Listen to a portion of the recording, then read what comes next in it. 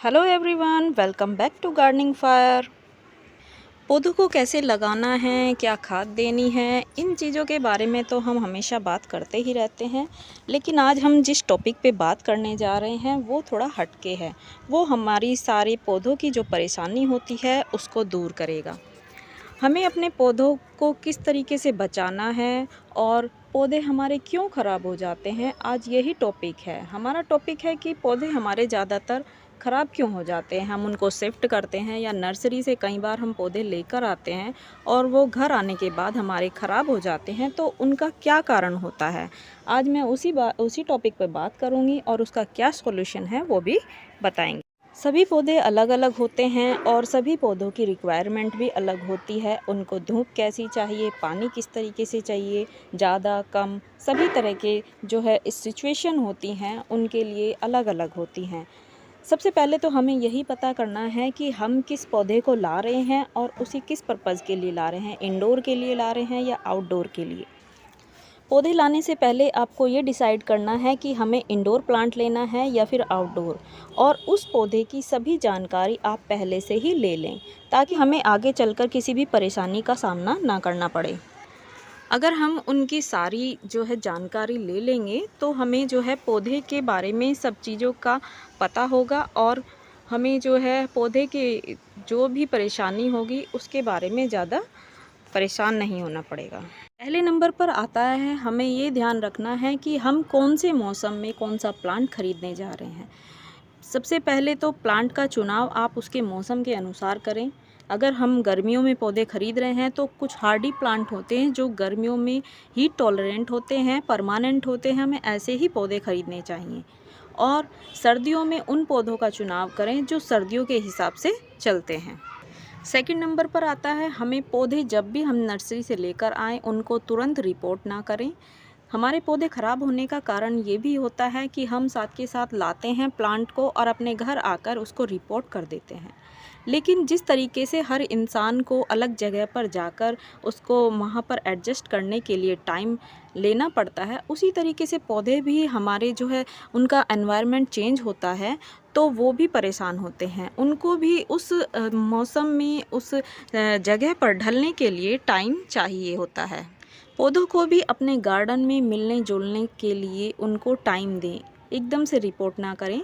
अगर गर्मियां हैं तो उनको उसी पॉट में रहने दें। जब थोड़ा मौसम उनके अनुसार टेम्परेचर कम होगा तब आप उनको रिपोर्ट कर सकते हैं। अगर पॉलीथीन बैग में है तो कम से कम 1 हफ्ता उन प्लांट को पॉलीथीन बैग में ही रहने दें। थर्ड नंबर पर आता है हमारा वाटरिंग।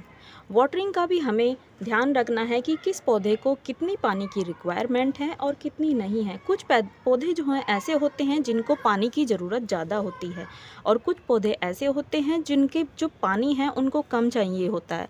जैसे कि सकुलेंट फैमिली की वैरायटी होती हैं, जैसे ये पत्थर चट्टा का प्लांट है, इसको पानी की रिक्वायरमेंट कम होगी। या फिर कैलन का प्लांट होता है, वो भी पानी की रिक्वायरमेंट को कम चाहता है क्योंकि इसकी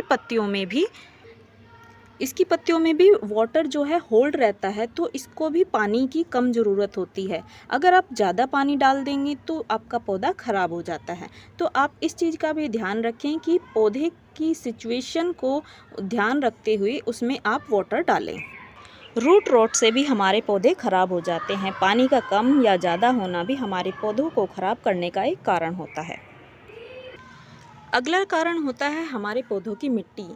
मिट्टी हमारे पौधों की किस तरह की है। अगर आपके पौधे चिकनी मिट्टी में लगे हुए हैं या फिर लाल मिट्टी है तो आप उसको चेंज कर कर आप सैंडी सॉइल में उसको रिपोर्ट कीजिएगा, क्योंकि चिकनी मिट्टी इतनी हार्ड होती है कि पौधों की जड़ों को बढ़ने ही नहीं देती है और वो इस तरीके से चिपकी होती है कि प्लांट की ग्रोथ रुक जाती है। इसलिए आप मिट्टी का भी सही चुनाव करें। वेल ड्रेन मिट्टी लें ताकि पानी का जो है रुकावट उसमें ना हो। जितनी पौधे को ज़रूरत है उतना ही पानी वो होल्ड कर सके। रीज़न होता है हमारा जो है केमिकल फर्टिलाइज़र। हम केमिकल फर्टिलाइज़र जो है देते तो हैं लेकिन उसका ये ध्यान नहीं रखते कि हमारा प्लांट कितनी ग्रोथ कर रहा है या कितना छोटा है, कितना बड़ा है। अगर छोटे प्लांट में हम केमिकल फर्टिलाइज़र देते हैं, ज़्यादा मात्रा में अगर हमारा गिर जाता है तो वो हमारे पौधे को जला देता है। इसलिए कोई भी फर्टिलाइज़र यूज़ करने से पहले अपने पौधे को देख लें कि वो परमानेंट है या क्या है, हमारे पौधा जो है उसको एब्ज़ॉर्ब कर सकता है या नहीं। पोट के हिसाब से ही अपने प्लांट में फर्टिलाइज़र को ऐड करें और केमिकल फर्टिलाइज़र आप कम से कम ही यूज़ करें। जहाँ तक हो सके आप थोड़ी मात्रा में ही उसका यूज़ करें। अगला कारण होता है हमारा पेस्ट। पौधों में ज़्यादातर जो है कीड़े मकोड़े लग जाते हैं, तो हम ज़्यादातर यही सोचते हैं कि हम अपने घर से जो किचन से निकले हुए जो भी सामान है हम उसी से ही अपने पौधों में यूज़ कर लें, उसी से हमारा पौधे का जो है उपचार हो सके। लेकिन कभी कभी ये ऐसा होता है कि हमारे जो प्लांट में ज़्यादा पेस्ट लग जाता है और जो घरेलू उपचार होते हैं उनसे वो दूर नहीं होता। उस समय पर आपको यही करना है कि आप कोई भी पेस्टिसाइड अब नर्सरी से या किसी भी शॉप से लेकर आएँ, आप उसका यूज़ करें। हम अपने घर के चक्कर में ही अपने पौधे को ख़राब कर लेते हैं। पौधों में फंगस लगने का एक सबसे बड़ा ये भी कारण होता है कि जो पत्तियां जो हैं गमले की मिट्टी से टच होती हैं उनमें हमेशा फंगस लग जाती है।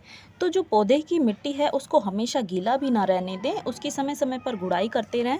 अगर पानी की अधिकता हो गई है तो आप पानी रोक दीजिए और उसकी गुड़ाई कर कर छोड़ दीजिए। जब तक उसकी मिट्टी नहीं सूखती है आप वाटरिंग ना करें और किसी भी फंगिसाइड का यूज़ कर सकते हैं। हर पौधा इंडोर नहीं होता, लेकिन हम बिना सोचे समझे कुछ पौधों को अपना इंडोर रख लेते हैं। लेकिन उन पौधों को भी हवा की आवाजाही बहुत ही ज़रूरी है। 1 घंटे की सनलाइट देनी ही होती है, क्योंकि कोई भी प्लांट इंडोर नहीं होता है, सभी को सनलाइट की ज़रूरत होती है। अगर आपने कोई भी प्लांट इंडोर में रखा है, जैसे कि स्नेक प्लांट हम इंडोर रखते हैं, लेकिन इसको भी हफ्ते में एक बार 1 दिन की धूप ज़रूर दिखाएं, क्योंकि इसकी जड़ों में जो है रूट रोट की समस्या बहुत जल्दी होती है, क्योंकि मिट्टी में जो है पानी सूखेगा नहीं और पौधे की जड़ें जो हैं गल जाएंगी। और इस पौधे में जो है जितना भी आप सूखा रखेंगे उतने ही आपके जो पौधे की ग्रोथ है वो बढ़ेगी, नीचे से पफ्स निकलेंगे। इसकी मिट्टी को जितना सूखा रखेंगे उतना ही ज़्यादा इसमें ग्रोथ बढ़ेगी। तो चलिए फ्रेंड्स, फिर मिलते हैं नेक्स्ट किसी वीडियो में। मेरी वीडियो आपको कैसी लगी प्लीज़ कमेंट करके बताएं, और कोई जानकारी आप चाहते हैं तो प्लीज़ मुझे कमेंट कीजिएगा, मैं आपके कमेंट का ज़रूर जवाब दूंगी। और फिर मिलते हैं नेक्स्ट किसी वीडियो में, तब तक के लिए बाय बाय।